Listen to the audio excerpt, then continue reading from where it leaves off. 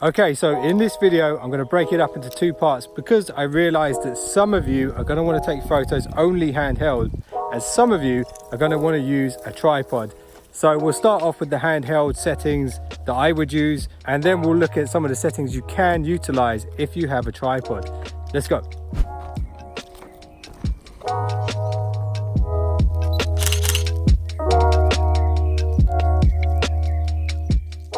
Alright guys, so when you're doing a handheld photo in manual mode, first thing you're going to want to do is go into manual mode. So there's a couple of ways to do it.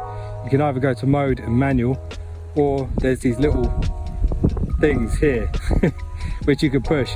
That puts you into manual mode. The next thing you're going to want to do is go into your settings here and look at this. Metering is very important. So depending on what you're taking a photo of, you're going to want to adjust this. If you set it to face, it's going to measure the light only hitting the face of the subject you're shooting. If you go multi, it's going to take everything that it sees and work out the average of the light, and then it'll be measuring using that. Or center, we'll use only the center part of the photo. And then spot, you can actually choose. So for example, and it's just started raining. Let's get out of here. All right, so when I got to the park, it was really sunny and I thought it'd be a really good opportunity to get some high dynamic range photos for you guys. And literally, it's just started pouring it down. So I'm gonna have to head back to the house to finish up this video for you guys.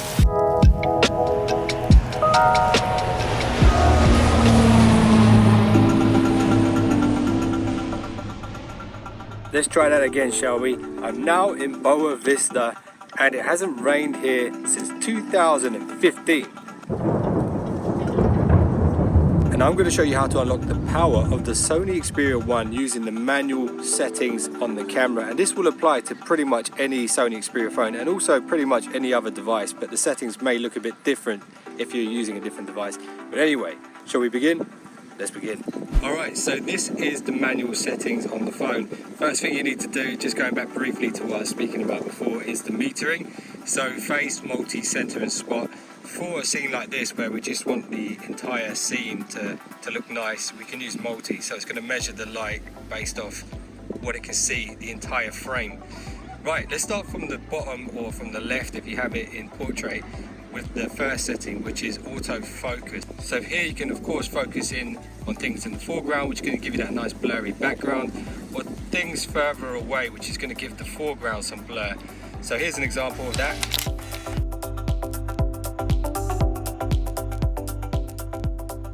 What I like to do is just leave it on auto at first.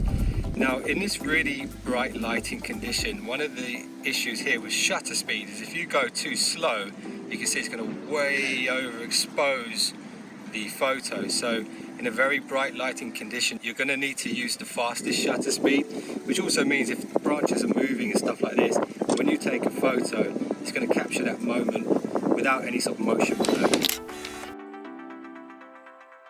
If you want to add a little bit of motion blur, you can actually slow the shutter speed a bit, and it helps if it's not as bright as this. And I'll show you some examples in the afternoon or the evening of how you can use shutter speed to get a brighter image even if it's darker. Next thing is ISO. So ISO, I highly recommend you keep this as low as possible in bright lighting conditions. The only time you're going to want to bump that up is when it's a bit darker at night. You can brighten the scene quite a lot with that. But keep it in mind that if you go too high with this ISO, you're going to get a really sort of distorted and pixely image. So in my opinion, don't go above 800, which is about there at night. Anything more than that, you might ruin the image. Then you've got exposure value. Again, this is going to adjust how bright your image is. I always save this to last, so once I get the picture how I want it to be, then I adjust it. In a very bright light condition like this, what you're going to want to do is have it on the lowest, because you don't need to bump up the lighting at all if it's a bright lighting condition. Let's take a photo there. White balance. Now I'm going to show you what each one of these things do. So cloudy mode is actually ideal for this setting right now. There's a bit of clouds and it adds a bit of a warmer tone to the image. Sunlight, bright light, will actually give you quite a nice image as well. It kind of gives you a more accurate, true to life image, especially in this kind of lighting condition. Then you've got this incandescent mode, which gives you a slightly bluer tint, and then even more bluer tint here with the tungsten mode. And those are the white balances. So in this setting here, take a photo of each one so you can see what each of the white balances are.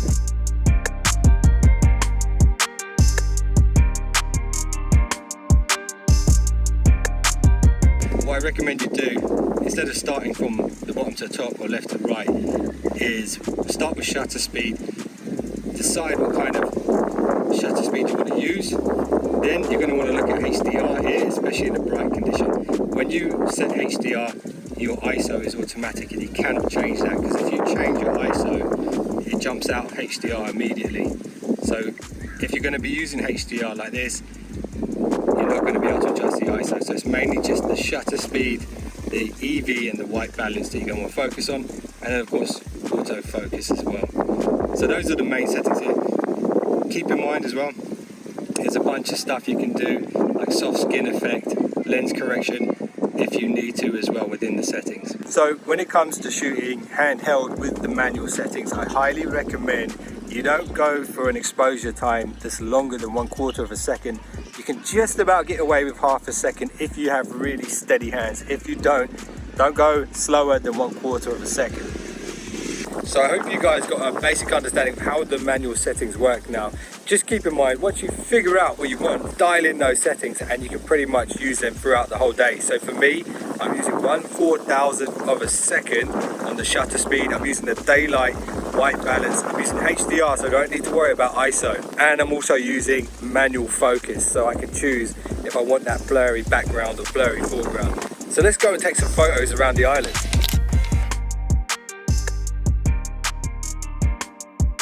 I hope you guys enjoyed this video, and if you have any questions for me about the settings, leave that in the comments below. And I have to apologize for the audio quality on this video. Forces of nature were against me. But anyway, if you guys are interested in seeing my manual settings on the Xperia 1 for night mode, then hit this thumbnail that's on screen right now. And if you enjoyed this video, hit the thumbs up, subscribe, and you will be one of the finest subscribers known to man. See you in the next one. Thank you guys.